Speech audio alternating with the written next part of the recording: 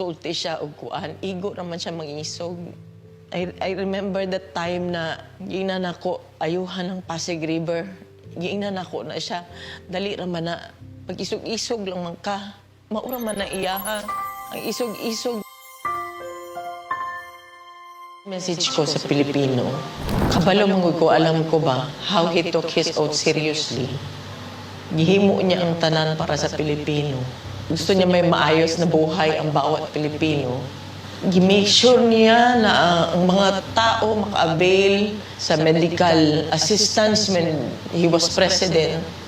Gi-make sure niya na before mulanding ang bagyo, naana siya dito, mag-una na siya dito.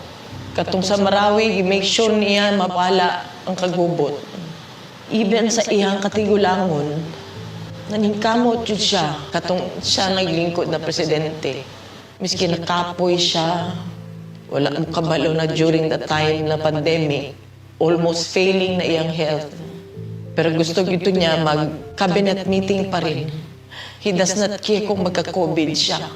He doesn't deserve this kind of treatment. Di naman gani, gusto na siya trabaho. Di na gusto mo dagan ang papolitika. Ang tao lang si umugos niya. Kinakatilang mo sa kind of leadership na iyang ihatag. You may find his mouth very foul. Musulti siya o kuan. Igo naman siya mangisog. I remember that time na giingnan ako ayuhan ng Pasig River. Giingnan ako na siya. Dali raman na pag-isog-isog lang man ka. Maura man na iyaha. Ang isog-isog niya na iresulta. Maayon taglag inabuso na siya during sa iyang presidency. Wala nag-abuso. Wala ngawat. Nagpakumbaba siya, miski presidente na siya. Makita niyo ba siya ang tao? Naluoy ko kay pagkaon na lang ng tanong gusto. Dili na siya materialistic. He doesn't care kung naa siya'y kwarta o wala. He doesn't care kung unsa iya ang isuot. Daan.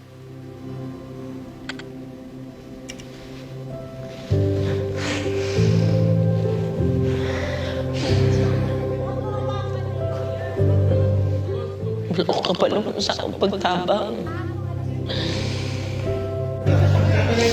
Maski kalukuhin na lang ang tao. Kalukuhin na lang. Abuso. Grabe. Abuso. Simple lang ay yung gusto. Nag-deprive pag yun ninyo.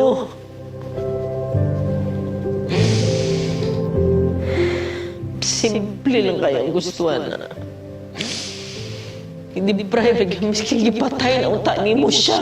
Dito, kikidnap ninyo. May 80 years old na gana siya. Kabalan ko sa iyang health. Wala tanan. Wala gani medisina. Kagikan mi sa Hong Kong. Good for 3 days lang iyang dala. Pati sa nina. Grabe, buso.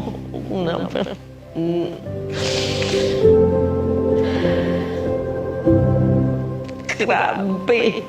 Wala man na siya ni-trigger o pusil, maski isa. Wala man na siya gi-pusil. Wala man na siya gidunggab. Hina-accusations ng 9 kabuo. Asa man ang 9. Mula maganin niya magkiti siguro ng 9 na gina-accuse siya. Oh, gani. Grabe gani. Gulong na lang gibulhot na nila diri sa Pilipinas na iyang natawan. Yung anak pag ginabuhat diri sa mga... Di ko katulog, dili ko kapuyo sa anong sariling balay. Balo ka ba? First night na ko gikan sa katong pag-abot na mo uguan. Wala lang ko nakauli sa among balay. Plano-plano na lang ko asa ko matulog. Iyo lang ko. Wala ko kabalong unsa. Wala ko kabalong unsa. Naluil ko kay ultimo pagkaon na ba? Binisaya lang ang gustoan na. Kung uba naghandong, umansyon ka na sa dili. God. Pero lang. Maghangyo ko sa inyo. Di tabundang ato di siya bubalik. Ayaw yun mag-undang, di tabundang. Please continue to pray for him.